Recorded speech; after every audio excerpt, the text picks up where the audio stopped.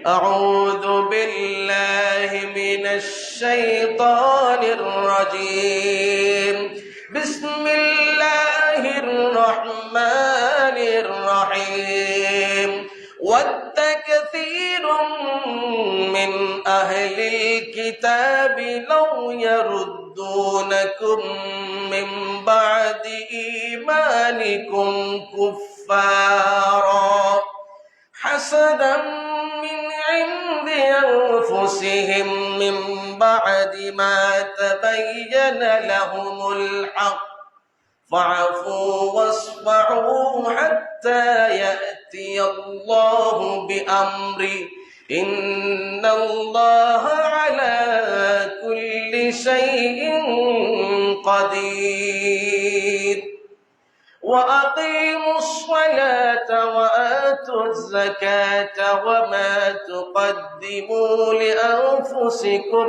من خير تجدوه عند الله إن الله بما تعملون بصير صدق الله مولانا العظيم وصدق رسوله النبي الحبيب الكريم আল্লাহ পাক ইরশাদ করছেন 109 নম্বর আয়াতের মধ্যে ওয়াদ্দা কাসীরুম মিন আহলিল কিতাবি আহলে কিতাবদের মধ্যে কিছু কিছু আহলে কিতাবীরা তোমাদেরকে চাই লাউ ইয়ারুদ্দুনাকুম মিন বাদি ঈমানিকুম কুফারা ওহে মুসলমানরা তোমরা ঈমান আনার পরে আহলে কিতাবদের মধ্যে যে কিছু কিছু আহলে কিতাবী তোমাদেরকে পুনরায় কাফের বানাতে চায় ঈমান আনার পরে পুনরায় তোমাদেরকে কুফরের দিকে নিয়ে যেতে চায় কেন আল্লাহ পাক সেটার কারণ বর্ণনা করছেন হাসাদাম মিন ইনদি আনফুসিহিম মিন বাদি মা তাবায়্যানা লাহুমুল হক ইসলাম সত্য প্রিয় নবী সত্য কোরআন সত্য এসব সত্য বিষয় সম্পর্কে তাদের কাছে স্পষ্ট বর্ণনা আসার পরেও হিংসার বশবর্তী হয়ে তাদের অন্তরে মুসলমানদের ব্যাপারে যে হিংসা আছে সেই হিংসার কারণে ইহুদিরা তোমাদেরকে পুনরায় কুফরির দিকে নিয়ে যেতে চায় কাফের বানাতে চায় হিংসার কারণে কিসের কারণে হাসাদ হিংসার কারণে ইসলাম সত্য নবীজি সত্য কোরআন সত্য সবকিছুর বর্ণনা স্পষ্ট রূপে তাদের কাছে প্রমাণিত হওয়ার পরেও একমাত্র হিংসার কারণে তারা তোমাদেরকে আবারও কুফরের দিকে নিয়ে যেতে চায় কাফের বানাতে চায় তো আল্লাহ পাক বলছেন এমন অবস্থায় তোমরা কি করবে মুসলমানেরা তোমাদেরকে ইহুদিরা আবারও কাফের বানাতে চায় বিভিন্ন সময় তোমাদেরকে ষড়যন্ত্র করে নির্যাতন করে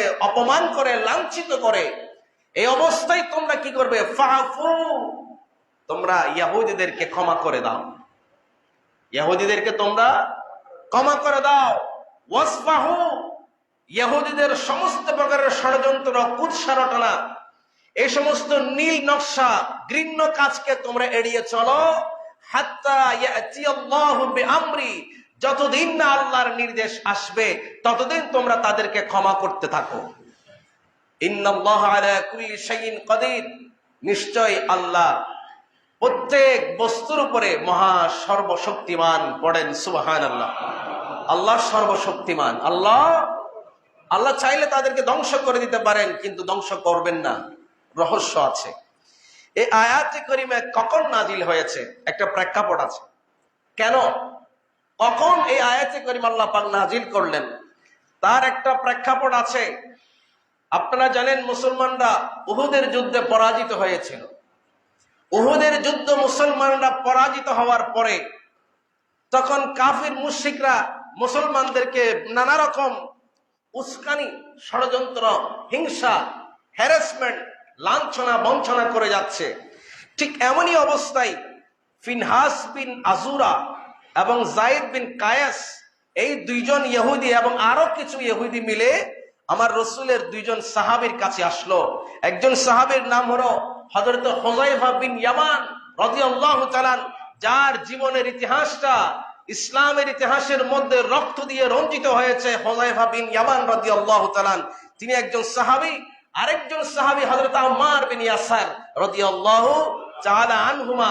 আমার রাসূলের এই দুইজন সাহাবীর কাছে এসে ওই দুইজন ইহুদি, কাকে বললাম, ফিনহাস বিন আজুরা, যায়েদ বিন কায়েস, এই দুইজনের নেতৃত্বে কিছু ইহুদিরা আমার রাসূলের দুইজন সাহাবীর কাছে এসে বলতে লাগলো, ও আম্মার বিন ইয়াসির, ও হুযায়ফা বিন ইয়ামান, শোনো, যদি তোমাদের দিন সত্য হয়ে থাকে, যদি মুসলমানরা হক হতো, সত্য হতো, তাহলে উহুদের যুদ্ধে মুসলমানদের পরাজয় কখনো আসতো না।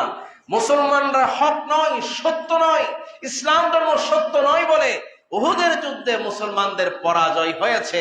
জোরে বলেন নাউজুবিল্লাহ। অতএব তোমরা তোমাদের দিন ছেড়ে দাও, আমাদের ধর্মে তোমরা ফিরে এসো। ইহুদিরা বলতে লাগলো, তোমরা তোমাদের দিন ছেড়ে দাও, ইসলাম ছেড়ে দাও, ইসলাম সত্য ধর্ম নয়। যদি সত্য ধর্ম হয়েই থাকতো তাহলে তারা উহুদের ময়দানে এমন পরাজয় তাদের হতো না। অতএব তোমরা এই অধর্ম, অসত্য ধর্ম ছেড়ে দাও, তোমরা আমাদের ধর্মে ফিরে আসো। ইহুদিদের এই প্রশ্নের জবাবে আমার রাসূলের দুইজন সাহাবী হযরত হুযায়ফা ইয়ামান রাদিয়াল্লাহু তাআলা, আম্মার বিন ইয়াসার রাদিয়াল্লাহু তাআলা আনহুমা পাল্টা তাদেরকে প্রশ্ন করতে লাগলো। আল্লাহু আকবার। আমরা হলে ঈমান বিক্রি দিতাম, আমরা হলে ঈমানটাকে সেখানে বিক্রি দিতাম, বিক্রয় করে দিতাম। টাকার অভাবে, টাকার লোভে, পৃথিবীর ধন দৌলতের লোভে, চাকচিক্য এই পৃথিবীর লোভে আমরা হলে আমাদের ঈমানটা তাদের কাছে বিক্রি করে দিয়ে দুনিয়াতে ধন দৌলত, স্ট্যাটাস, গাড়ি বাড়ি, নারীর কারণে, নারীর লোভে আমরা আমাদের যে ঈমানটাকে বিক্রি করে দিয়ে তাদের ধর্মে আমরা চলে যেতাম, যেটা এখন বাস্তবে আমরা দেখতে পাচ্ছি। কথা বলেন না ঠিক কিনা? আমার রাসূলের দুইজন সাহাবী তাদেরকে পাল্টা প্রশ্ন করতে লাগলো, হে ইহুদিরা, তোমাদের কাছে আমাদের প্রশ্ন হলো, তোমাদের দৃষ্টিতে, তোমাদের ধর্মে চুক্তি ভঙ্গ করলে, ওয়াদা ভঙ্গ করলে এটার সাজা কি হতে পারে? নাউজুবিল্লাহ বলেন। তোমাদের ধর্মে অঙ্গীকার, ওয়াদা করার পর ওয়াদা ভঙ্গ করা, এটা তোমরা কি মনে করো? ইহুদিরা জবাব দিতে লাগলো, আমাদের ধর্মে ওয়াদা ভঙ্গ করা, প্রতিশ্রুতি ভঙ্গ করা, কমিটমেন্ট ভঙ্গ করা, এটা বড়ই পাপ, এটা মহাপাপ আমাদের ধর্মে। কে জবাব দিল? ইহুদিরা জবাব দিতে লাগলো। আমার রাসূলের দুইজন সাহাবী বলতে লাগলেন, আম্মার বিন ইয়াসার তখন জবাব দিলেন, হে ইহুদিরা শোনো, আমি আমার দয়াল নবীজির হাতে বায়াত গ্রহণ করেছি, আমি ওয়াদা করেছি, প্রতিশ্রুতিবদ্ধ হয়েছি, যতদিন আমি বেঁচে থাকি এই জিন্দেগিতে আমি কোনোদিন আমার নবীর বিরুদ্ধে কথা বলবো না, আমি কোনোদিন কুফরি করবো না, কোনোদিন নবীর শানের বিরুদ্ধে কথা বলবো না, নবীর সাথে প্রতারণা করবো না, নবীর সাথে ওয়াদাকৃত ওয়াদা আমি ভঙ্গ করবো না। এইভাবে আমি ওয়াদা করেছি, প্রতিজ্ঞা করেছি, প্রতিশ্রুতিবদ্ধ হয়েছি। এখন তুমি বলো, আমি কি ওয়াদা ভঙ্গ করব না ওয়াদা রাখবো? ওয়াদা ভঙ্গ করব না ওয়াদা রাখবো? আমি জীবন যেতে পারে। হযরত আম্মার বিন ইয়াসার বলে দিলেন, হে ইহুদিরা শোনো, আমার জীবন যাবে, আমার যৌবন যাবে, আমার ঘর যাবে, বাড়ি যাবে, দৌলত যাবে, সম্পদ যাবে, পরিবার যাবে, সন্তান সন্ততি সব কোরবান হয়ে যাবে, কিন্তু আমি আম্মার বিন ইয়াসির আমার রাসূলের হাতে যে বায়াত হয়েছে, আমার রাসূলের কদমের যে দামান ধরেছি, সেটা আমি ছাড়তে পারবো না, সেটা আমি ছাড়তে। আম্মার বিন ইয়াসির এটা জবাব দিলেন। অপরদিকে হযরত হুযায়ফা ইবনুল ইয়ামান রাদিয়াল্লাহু তাআলা তিনি জবাব দিলেন আরো চমৎকার করে, হে ইহুদিরা শোনো, পৃথিবীর সমস্ত কিছু দেওয়ার পরেও আমি আমার রাসূলের কদম থেকে এক মুহূর্তের জন্য সরব না। আমি রাসূলকে এমন ভাবে গ্রহণ করেছি, আমি আল্লাহকে এমন ভাবে গ্রহণ করেছি, ইসলামকে আমি এমন ভাবে গ্রহণ করেছি, তুমি সমস্ত দ্বন্দ্ব গোটা পৃথিবীও যদি আমার হাতে দাও, এরপরে আমি রাসূলের কদম ছাড়তে রাজি না। একটু জোরে বলবেন না সুবহানাল্লাহ? তখন ইহুদিরা বলতে লাগলো, তোমরা তো দেখি অনেক কঠিন হয়ে গেছো, তোমরা কি বাপ দাদার ধর্ম ছেড়ে দিয়েছো? তখন হুযায়ফা ইবনুল ইয়ামান রাদিয়াল্লাহু তাআলা আনহু পরিষ্কার ভাষায় বলে দিলেন, রাদিতু বিল্লাহি রাব্বা বাপ দাদার ধর্ম যাই হোক না কেন, এটা আমি আর এখন মানতে চাই না। আমি এখন আমার রবকে প্রভু হিসেবে মেনে নিয়েছি। একটু জোরে বলেন না সুবহানাল্লাহ। ওয়াবিল ইসলামি দীনা, আমি ইসলামকে এখন একমাত্র ধর্ম হিসেবে গ্রহণ করে নিয়েছি। ওয়াবিল কোরআনি ইমামা, আমি কোরআনকে এখন ইমাম হিসেবে মেনে নিয়েছি। কাকে ইমাম মেনে নিয়েছেন? কাকে? আমেরিকাকে, ভারতকে, লন্ডনকে, জাপানকে, জার্মানকে? না, মুসলমান যদি হয় কোরআনকে ইমাম মেনে নিবে। কথা বলেন ঠিক কিনা? হযরত হুযায়ফা ইবনুল ইয়ামান বলছেন, আমি আল্লাহকে আমার রব হিসেবে মেনে নিয়েছি, আমার রাসূলকে আমি রাসূল হিসেবে মেনে নিয়েছি, মুহাম্মদুর রাসূলুল্লাহকে আমি আমার আইডল হিসেবে মেনে নিয়েছি। ওয়াবিল ইসলামি দীনা, ইসলামকে দ্বীন হিসেবে মেনে নিয়েছি। ওয়াবিল কোরআনি ইমামা, আমার কোরআনকে আমি সংবিধান ইমাম হিসেবে মেনে নিয়েছি। ওয়াবিল কাবাতি কিবলা, আমার কাবাকে আমি কিবলা হিসেবে মেনে নিয়েছি। ওয়াবিল মুমিনি ইখওয়ানা, আর মুসলমানকে আমি ভাই হিসেবে গ্রহণ করে নিয়েছি। আল্লাহু আকবার। হুযায়ফা ইবনুল ইয়ামান রাদিয়াল্লাহু তাআলা আনহু কি চমৎকার জবাব! আমি আমার রবকে, আমার আল্লাহকে রব হিসেবে গ্রহণ করেছি, ইসলামকে দ্বীন হিসেবে গ্রহণ করেছি, কোরআনকে ঈমান হিসেবে গ্রহণ করেছি, কাবাকে কিবলা হিসেবে গ্রহণ করেছি, আর মুসলমান মুমিন ভাইকে আমি ভাই হিসেবে গ্রহণ করেছি। অতএব এই ওয়াদা আমি কখনো ভঙ্গ করতে পারবো না। এই ওয়াদা আমি ভঙ্গ করার জন্য করি নাই। আমার জীবন চলে যাবে, আমার মৌত হয়ে যাবে, শহীদ হয়ে যাব, কিন্তু রাসূলের হাতে যে ওয়াদা নিয়েছি সে ওয়াদা ভঙ্গ করতে পারবো না। এই জবাব পেয়ে ইহুদিরা চুপসে গিয়েছে। কি হয়ে গিয়েছে? ইহুদিরা বটে গিয়েছে। শেষ এখানে মুসলমানদের অন্তরে কি যে ঈমানি শক্তি, মুসলমানদেরকে তারা আর কোন দিকে বুঝিয়ে কনভিন্স করতে পারছে না। আমার রাসূলের দুইজন সাহাবী এই কথা সব বলার পরে, ইহুদিদের সাথে কথা সংলাপ হওয়ার পর রাসূলের দুইজন সাহাবী চলে গেল। আমার রাসূলের এই সাহাবী দুইজন চলে গেল রাসূলের দরবারে। রাসূলুল্লাহ সাল্লাল্লাহু আলাইহি সাল্লামের কাছে গিয়ে পুরো ঘটনা বর্ণনা করলেন। সাহাবায়ে কিরাম বসা আছেন। রাসূলুল্লাহ সাল্লাল্লাহু আলাইহি সাল্লাম বললেন, ও আমার সাহাবীরা, শাবাশ, তোমরা যথার্থ উত্তর দিয়েছ, সঠিক উত্তর দিয়েছ, তোমরা পরীক্ষায় তোমরা কামিয়াব হয়ে গিয়েছো। পরীক্ষায় তোমরা কি হয়ে গিয়েছো? কামিয়াব হয়ে গিয়েছো। দুঃখ লাগে, হৃদয়ে রক্তকরণ হয়, চোখে পানি আসে। এই সৌদি আরবের মতো মুসলিম উম্মার আবেগের জায়গা সৌদি আরব, সেই সৌদি আরবের মধ্যে, বিশ্বের মধ্যে এবছর রেকর্ড সংখ্যক সিনেমা হল খুলে দেওয়া হয়েছে। সেখানে পতিতালয় খুলে দেওয়া হচ্ছে, সেখানে মদের বার খুলে দেওয়া হচ্ছে, সেখানে বীজগুলোকে ওপেন করে দেওয়া হচ্ছে। আর সৌদি আরবের মতো পবিত্রতম এই রাষ্ট্রের মধ্যে মিস সুন্দরীদের প্রতিযোগিতা উদ্বোধন করা হয়েছে। জোরে বলেন না নাউজুবিল্লাহ। নাউজুবিল্লাহ বলতে আপনাদের কি ভয় হয়? সৌদি আরব যদি এই অবস্থা হয়, মুসলিম অন্যান্য কান্ট্রিগুলো কোথায় যাবে? এগুলো কাদের চাল? এগুলো হচ্ছে ইহুদিদের চাল। এগুলো কাদের? বর্তমান সৌদি সরকার বলতে লাগলো, বিশ্বের সাথে আমাকে তাল মিলিয়ে চলতে হবে, ইন্ডিয়ার সাথে আমাকে তাল মিলিয়ে চলতে হবে, আমেরিকার সাথে আমাকে তাল মিলিয়ে চলতে হবে, ইউকে যুক্তরাজ্যের সাথে আমাকে তাল মিলিয়ে চলতে হবে। হে মুসলমানের বাচ্চা, তুমি কি যুক্তরাষ্ট্রের সাথে তাল মিলিয়ে চলবা না কোরআনের সাথে তাল মিলিয়ে চলবা? ইহুদিরা আজকে মুসলমানদেরকে কিনে নিয়েছে বিভিন্ন ভাবে, কৌশলে আজকে মুসলমানদের ঈমানকে ধ্বংস করে দিচ্ছে। আল্লাহ পাক আমাদের সবাইকে হেফাজত করুন। এগুলো বলেও লাভ নাই, এগুলো বলেও লাভ নাই। আলোচনায় আসছে সেজন্য বলা। এগুলো বলেও গলা ফাটিয়ে এত চিৎকার করে এগুলো বলে কোনো লাভ হবে না। বেশি বললে আমাকে শুদ্ধ গায়েব করে ফেলা হবে। কথা বলেন না ঠিক কিনা? অতএব আগে নিজের ঈমানটাকে আমি রক্ষা করি। এখন ব্যক্তিগত ঈমানটা রক্ষা করার জন্য আমাদেরকে সচেতন হতে হবে, সজাগ হতে হবে। আমার সন্তান কোন আইডিওলজি, কোন আদর্শ, কোন সংস্কৃতি ফলো করছে সেটা আমাকে তদারকি করতে হবে।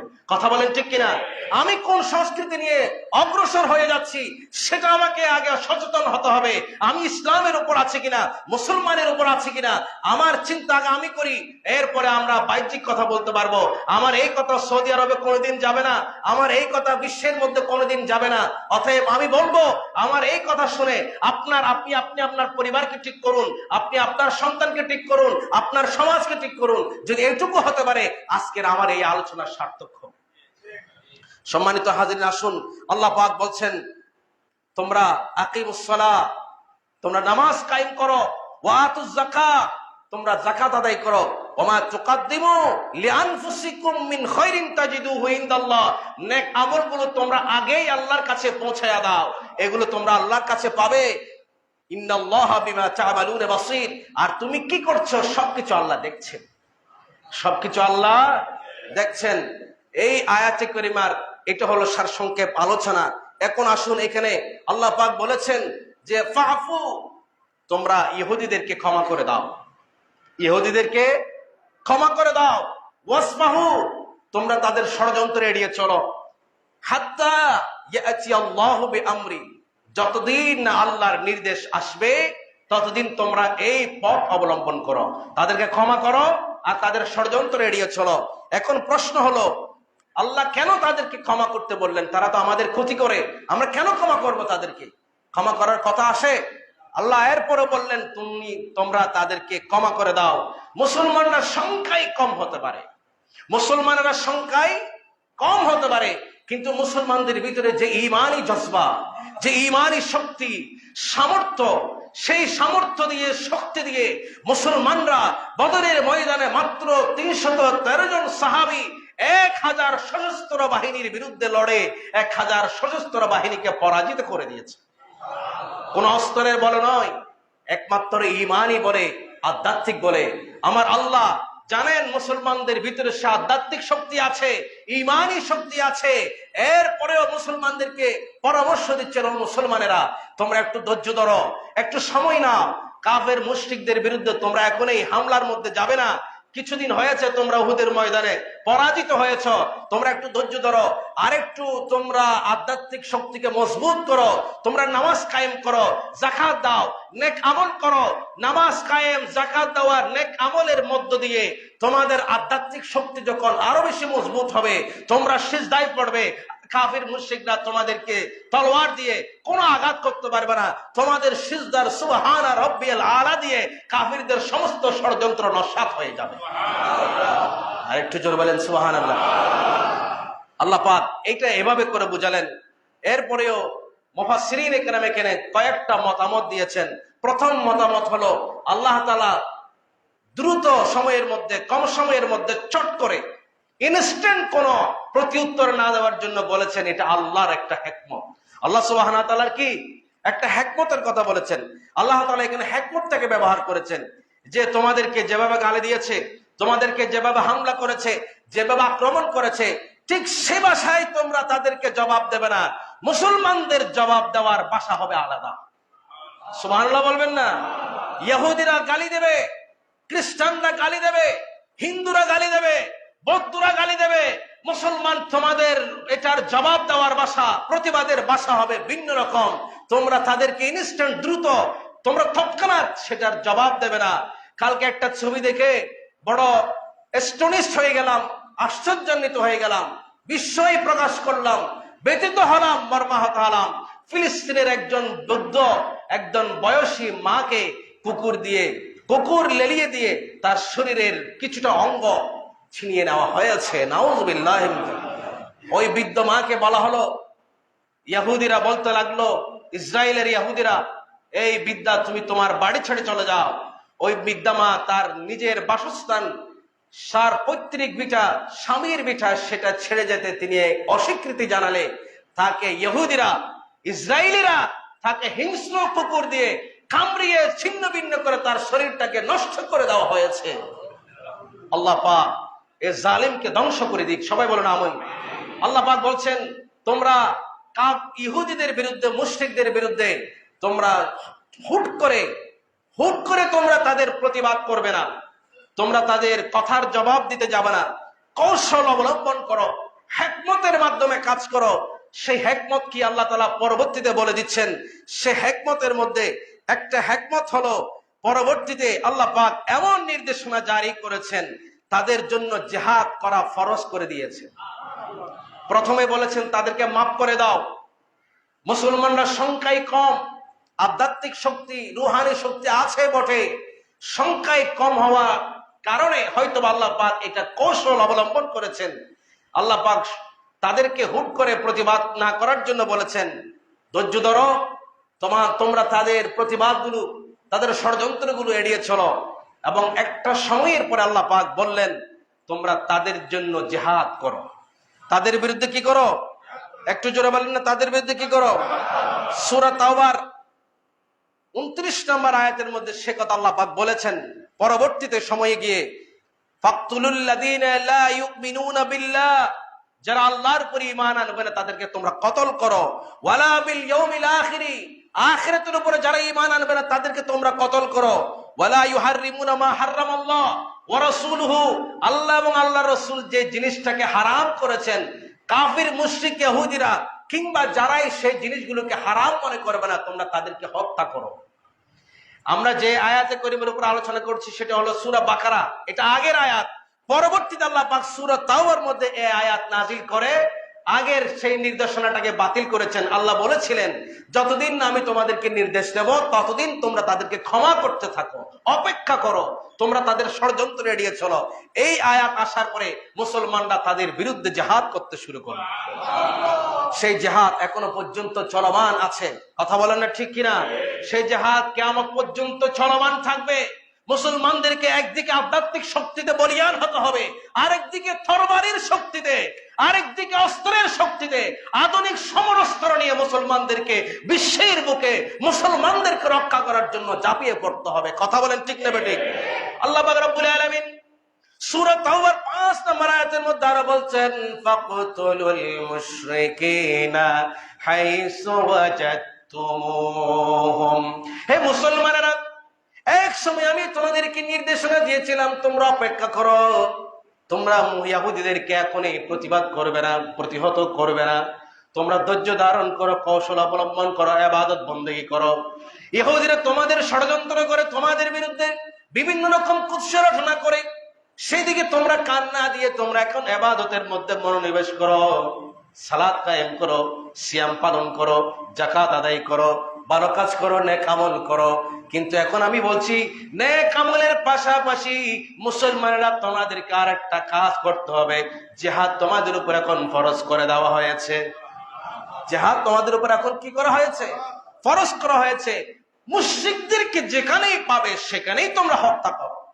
আল্লাহ বলছেন, এক সময় আমি তোমাদেরকে কৌশল অবলম্বন করার জন্য, শক্তি সঞ্চার করার জন্য, আরো বেশি শক্তিশালী হওয়ার জন্য, ইহুদিদের বিরুদ্ধে তোমাদেরকে কোনো প্রতিবাদ না করার জন্য পরামর্শ দিয়েছি।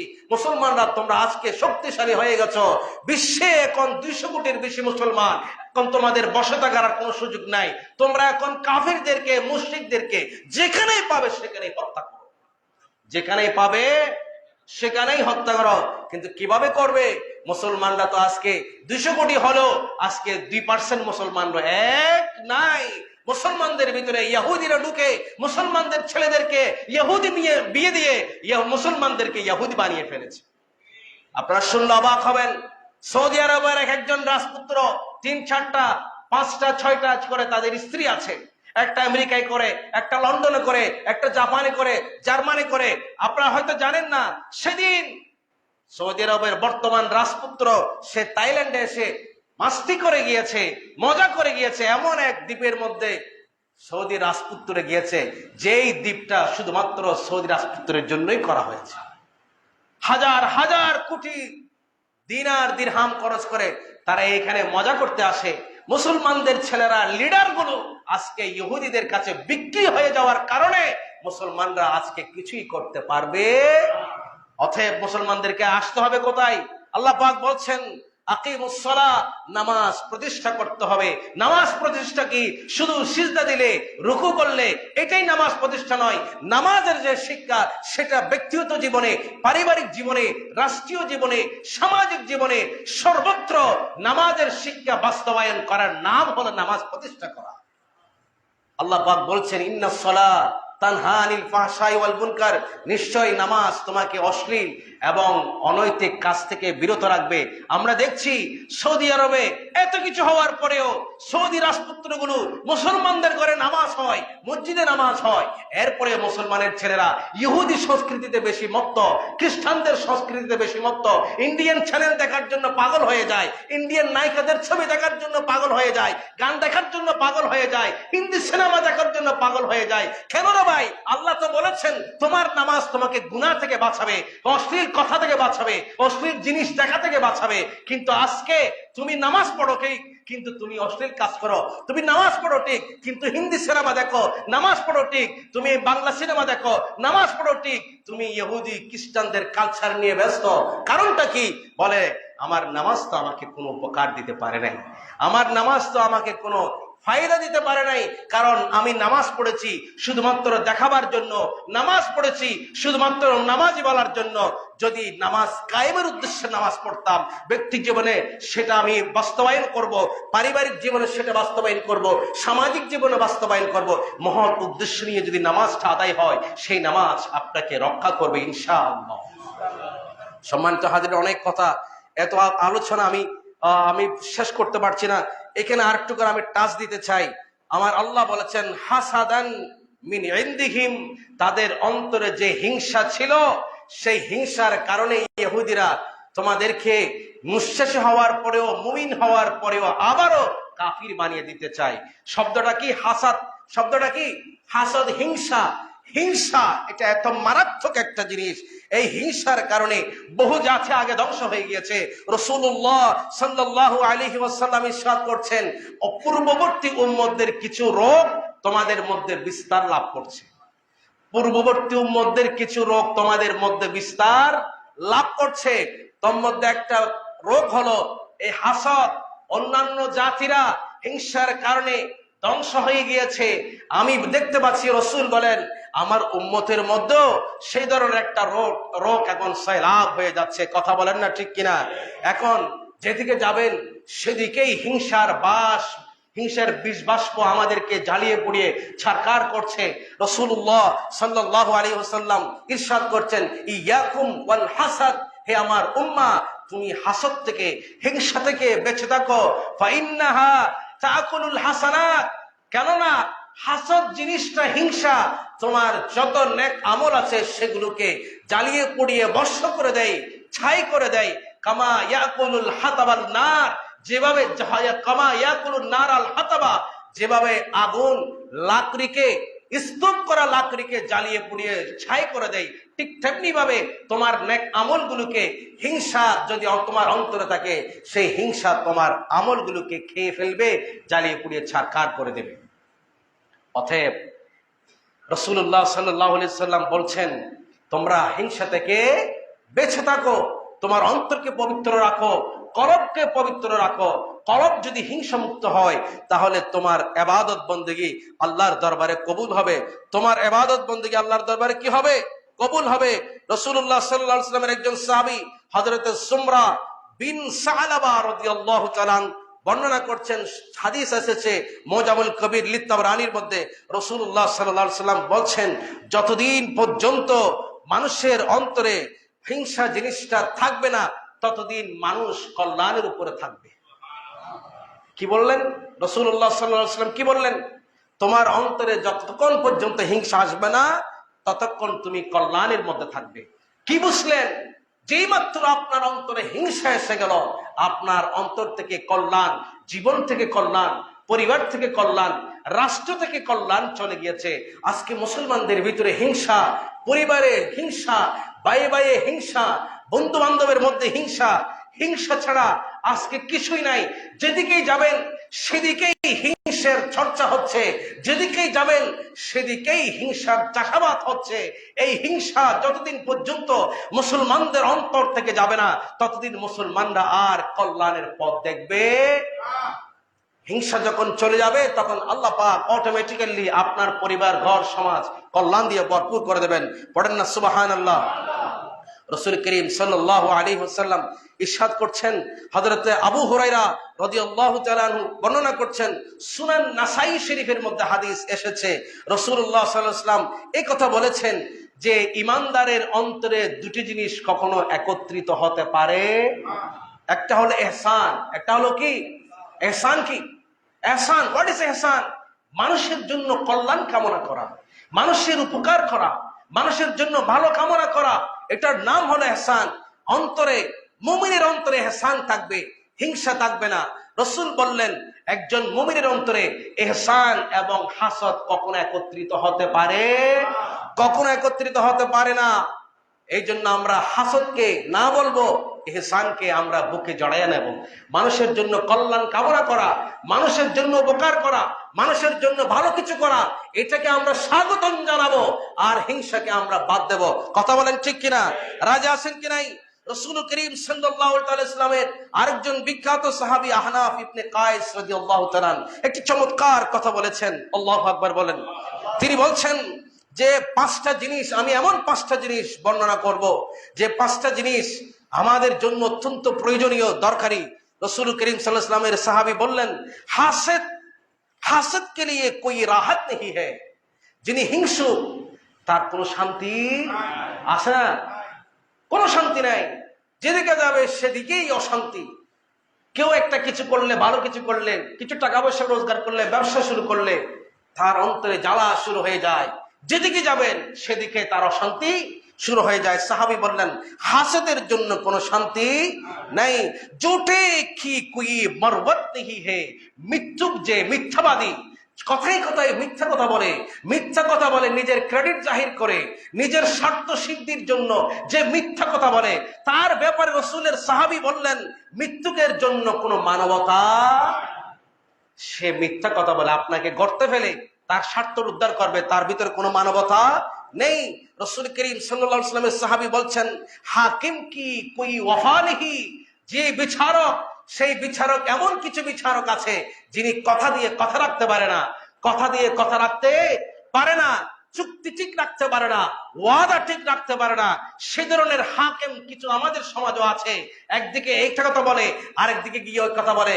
না, এমন হাকিম হওয়ার কোনো দরকার নেই। আমি সুসময়েও যে কথা বলবো, দুঃসময়েও সে কথা বলবো, তরবারের নিচে আমি শুয়ে গিয়েও আমি হক কথাই বলবো। কথা বলেন ঠিক কিনা? কথা বলেন না ঠিক কিনা? রাসূল করিম সাল্লাল্লাহু আলাইহি সাল্লামের সাহাবী বলছেন, বখিল কা কুই হিলা নেহি। যিনি বখিল, কৃপণ, তার জন্য কোনো উন্নতি নেই, তার কোনো পথ নেই, তার কোনো কালচার নেই। বখিলের জন্য কোনো সুখ শান্তি এটা কিছু নেই, তার উন্নতির পথ বন্ধ। সে বহালতের কারণে সে কিছুই করতে পারবে না। এবং রাসূলুল্লাহ সাল্লাল্লাহু আলাইহি ওয়াসাল্লাম বলছেন, বদখুলুক কি কুই সিয়াসত নেহি। যারা দুশ্চরিত্রের লোক, যারা দুশ্চরিত্রের লোক, তাদের জন্য কোনো রাজনীতি, রাজনীতি কার জন্য? সৎ চরিত্রবান মানুষের জন্য রাজনীতি। যখন সৎ চরিত্রবান মানুষ রাজনীতিতে আসবে, সমাজের সর্দার হবে, সে যেখানেই যাবে সেখানে ইনসাফ ভিত্তিক কথা বলবে, আদল ইনসাফের ভিত্তিতে কথা বলবে, রাজনীতির মধ্যে মানুষের কল্যাণ কামনা করবে। কিন্তু আমাদের দেশ, গোটা বিশ্ব এখন অসৎ মানুষে ভরপুর। এখন ভালো মানুষ আর রাজনীতি যায় না, ভালো মানুষ এখন মসজিদে মাদ্রাসায় এগুলো তো আসে না। এখন যারা অসৎ তারাই এখন সমাজের হত্যা করতে হয়ে গেছে, তারা এখন রাষ্ট্র পরিচালনার দায়িত্বে। রাসূলুল্লাহ বলেছেন, তোমরা সেদিনটা অপেক্ষা করো যেদিন দেখবে অসৎ মানুষগুলো সমাজের হত্যা করতে হয়ে গেছে, তোমরা তখন ধরে নেবে কিয়ামত খুব কাছে চলে এসেছে, কিয়ামত খুব কাছে চলে এসেছে। অতএব আমাদেরকে এই বিষয়গুলো সজাগ হওয়ার দরকার আছে না নাই? হযরত হারিস বিন নোমান রাদিয়াল্লাহু তাআলা আমাদের জন্য অত্যন্ত গুরুত্বপূর্ণ হাদিস। রাসূল করিম সাল্লাল্লাহু আলাইহি ওয়াসাল্লামের সাহাবী হারিস বিন নোমান রাদিয়াল্লাহু তাআলা বর্ণনা করছেন, এমন 3টা জিনিস আছে রাসূলুল্লাহ বলেছেন আমার উম্মতকে ছেড়ে দিতে হবে। 3টা জিনিস আমার উম্মতকে কি করতে হবে? ছেড়ে দিতে হবে। 1 নাম্বার হলো বদফালি। যখন দুর্ভাগ্য আসে তখন আমরা কপালকে গালি দেই, ভাগ্যকে গালি দেই, আল্লাহর উপর আস্থা নষ্ট করে ফেলি, আমরা আল্লাহকে গালিগালাজ করি, নাউযুবিল্লাহি মিন যালিক। যখন কোন ধরনের অ্যাক্সিডেন্ট হয়, ব্যবসার মধ্যে লোকসান হয়, তখন আমরা বলি আমি বড় বদকপাল, আমি বড় বরহল্যা। কথা বলেন না ঠিক কিনা? এই ধরনের কত কথা। রাসূলুল্লাহ সাল্লাল্লাহু আলাইহি ওয়াসাল্লাম বললেন আমার উম্মতকে এই জিনিসটা ছেড়ে দিতে হবে। এই জিনিসটা আমার উম্মতকে কি করতে হবে? তাওয়াক্কুল বিল্লাহ। যেটাই হবে আল কদরু খায়রিহি ওয়া শাররিহি মিনাল্লাহি তাআলা। যেটাই হবে, ভালো হোক মন্দ হোক, সবকিছু কার পক্ষ থেকে? আল্লাহর পক্ষ থেকে। রাসূল বললেন এই জিনিসটা ছেড়ে দিতে হবে। ভাগ্য গণনা ছেড়ে দিতে হবে। ভাগ্যের কারণে আমি এমন হয়েছি, আমার ভাগ্য এমন, এই জাতীয় কথা বলা যাবে? যা করেছেন আল্লাহ করেছেন, আমি আল্লাহর সিদ্ধান্তের উপরে রাজি আছি। এবং আর রাসূল সাল্লাল্লাহু আলাইহি ওয়াসাল্লাম বলছেন হাসাদ, আমার উম্মতকে হিংসা ছেড়ে দিতে হবে। কি ছেড়ে দিতে হবে? হিংসা ছেড়ে দিতে হবে। ওর বদগুমানি, রাসূলুল্লাহ সাল্লাল্লাহু আলাইহি ওয়াসাল্লাম বলছেন খারাপ ধারণা করা এটা আমার উম্মতকে ছেড়ে দিতে হবে। আমার বিরুদ্ধে মনে হয় অমুক এমন বলেছে, আমার বিরুদ্ধে মনে হয় অমুক এমন বলেছে, অমুক মনে হয় রাত্রে এমন করেছে, অমুক মনে হয় দিনে এমন করেছে। মানুষের ব্যাপারে কত ধারণা আমরা করি, কথা বলেন ঠিক কিনা? রাসূল বলছেন এই তিনটা জিনিস ছেড়ে দিতে হবে। তিনটা জিনিস কি করতে হবে? ছেড়ে দিতে হবে। এই কথা বলার পরে একজন সাহাবী দাঁড়িয়ে গেলেন, ইয়া রাসূলুল্লাহি, ইয়া হাবিবাল্লাহ, কোন ব্যক্তির মধ্যে যদি এই তিনটা বৈশিষ্ট্য থাকে তখন এগুলো দূর করার জন্য সে কি কাজ করতে পারে? একজন মানুষের মধ্যে তিনটা বৈশিষ্ট্য যদি থাকে, এগুলো যদি এসে যায় তখন সে কি করবে? রাসূলুল্লাহ সাল্লাল্লাহু আলাইহি ওয়াসাল্লাম বলছেন জব তুম হাসদ করো, যখন তোমার অন্তরে হিংসা এসে যাবে, কোন ভাইয়ের ব্যাপারে কোনো কিছুর ব্যাপারে যখন হিংসা আসবে তখন তুমি আল্লাহর কাছে ক্ষমা প্রার্থনা করো, ইস্তাগফিরুল্লাহ, তোমরা কি করো? আল্লাহর কাছে ক্ষমা প্রার্থনা করো। এবং যখন তোমরা খারাপ ধারণা করবে তখন ওই খারাপ ধারণার উপরে তোমরা কিন্তু স্থির থাকবে না, খারাপ ধারণার উপর তোমরা স্থির থাকবে না। আর যখন কোনো কাজের মধ্যে তোমার দুর্ঘটনা হয়েছে, ব্যবসায়িক ক্ষতি হয়েছে, একটা কাজে কোনো ধরনের অ্যাক্সিডেন্ট হয়েছে, তখন তোমরা সেটা বাদ দিয়ে ফেলে আসবে না, সেটা ভাগ্যের উপর ছেড়ে দেবে না, সেটা তুমি কাজ করতেই থাকবে, ওই কাজের মধ্যে লেগে থাকবে। ব্যবসা একবার লস হয়েছে, একটা কাজে একবার ব্যর্থ হয়েছ, আবার চেষ্টা করবে, আবারও তুমি সে কাজ করার জন্য এগিয়ে যাবে। রাসূল সাল্লাল্লাহু আলাইহি ওয়াসাল্লাম বলছেন এই তিনটা চিকিৎসা আমি তোমাদেরকে দিলাম। পড়েন সুবহানাল্লাহ। এইভাবে আরো অনেক কথা আছে।